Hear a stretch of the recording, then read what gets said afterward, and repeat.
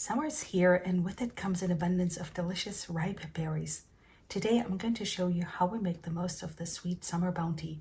Stick around as I share some of our favorite berry treats and recipes that I'm sure you'll absolutely love.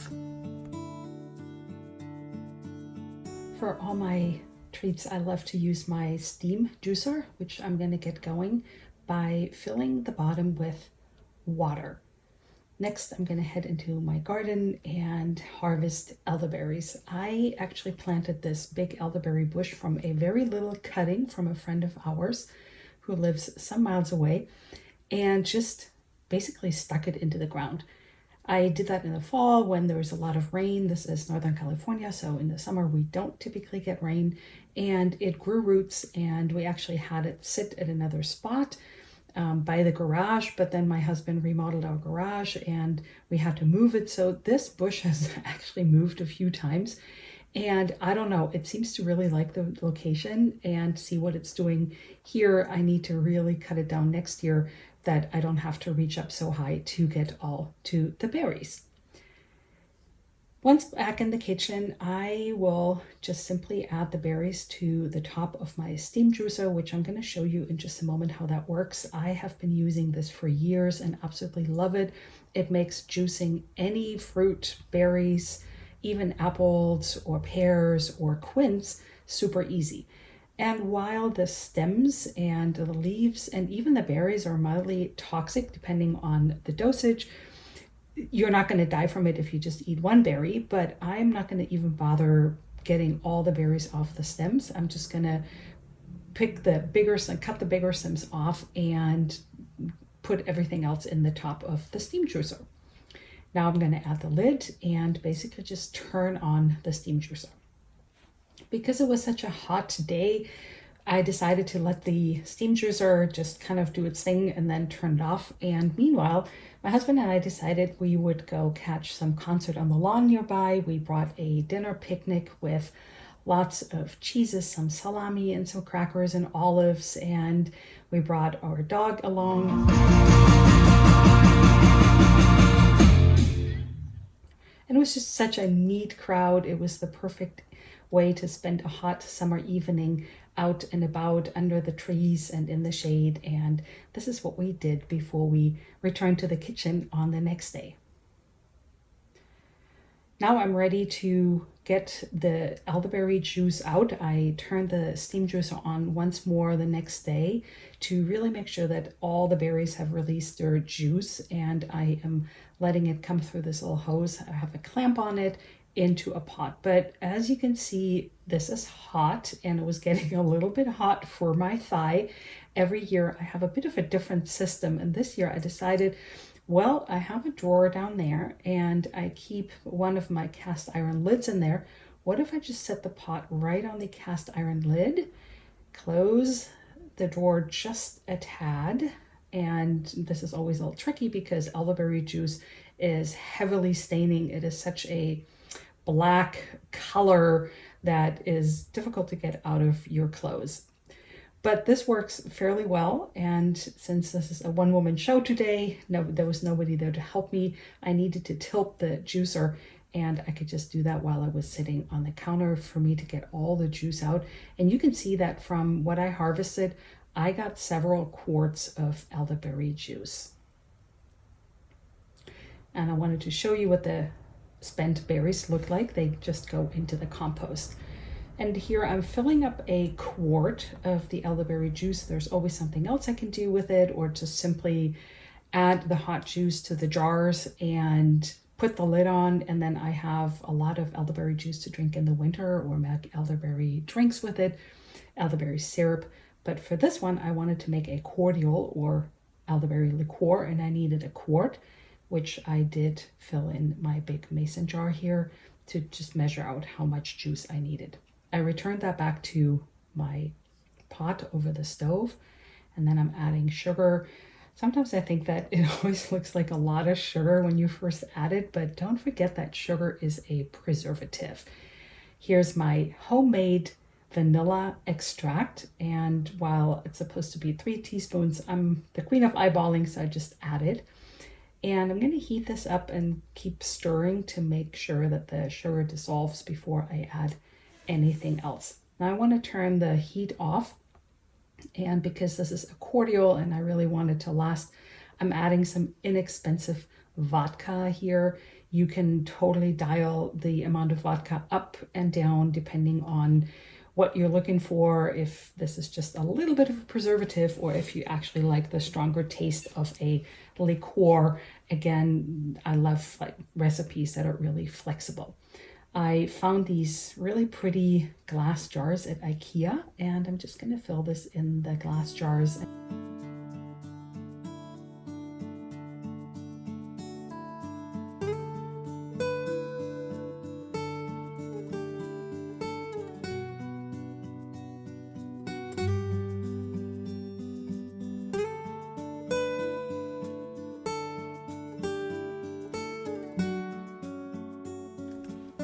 One of the tricks filling these jars is, yes, they are hot. I rinsed them with hot water before, but what I like to do is set them on a piece of cloth to prevent them from shattering, and also just add a little bit of liquid so that the glass can warm up, and then continually add a little bit more liquid instead of dumping all the liquid inside all at once, which makes the glass prone to shattering much more easily than if you go really slow. And once you have added a little bit to the bottom, glass will heat up pretty fast. You can actually add the rest of the elderberry cordial or elderberry juice to the jars. And here I'm just going to fill those up, and hopefully it's the right amount for these 2 half-quart bottles.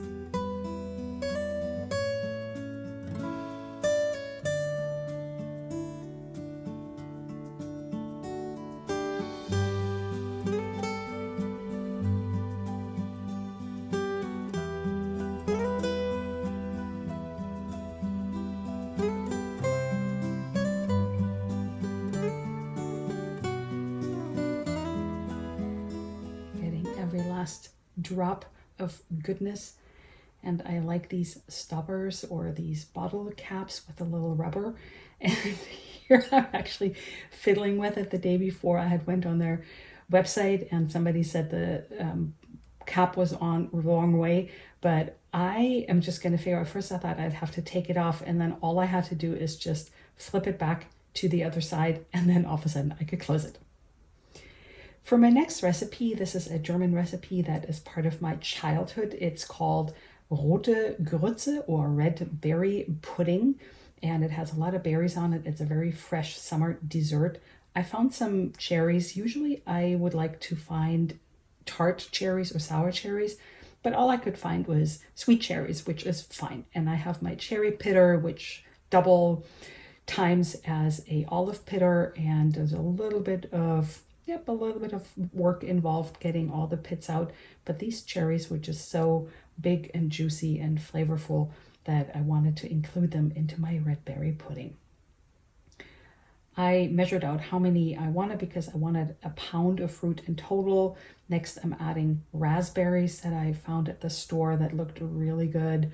And you can decide which kind of berries and the ratios of the berries. I kind of wanted to make it a little bit even between the raspberries.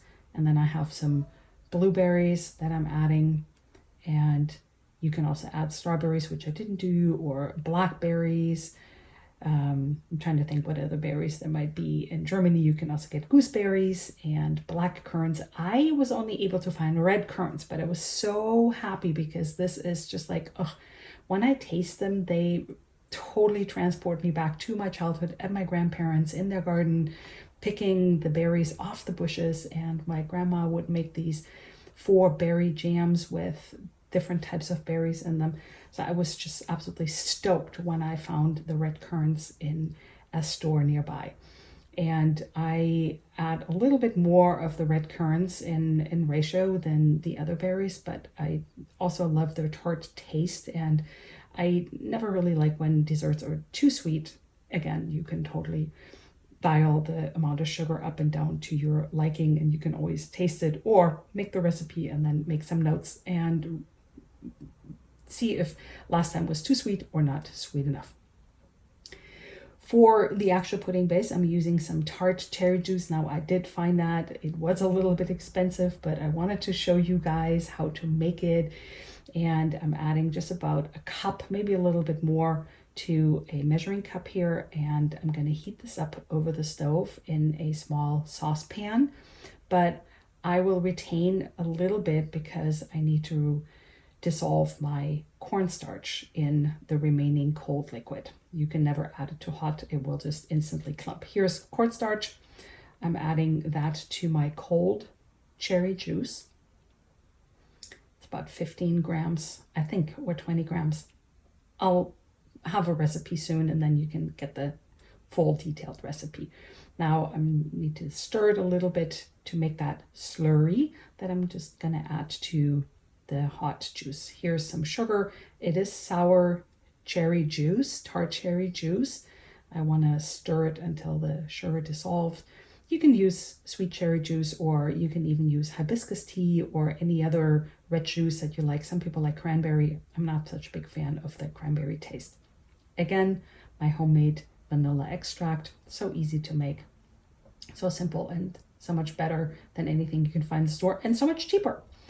Now that this is boiling, I'm adding the slurry, and you will see in just a moment that it goes from opaque to very dark and transparent in no time.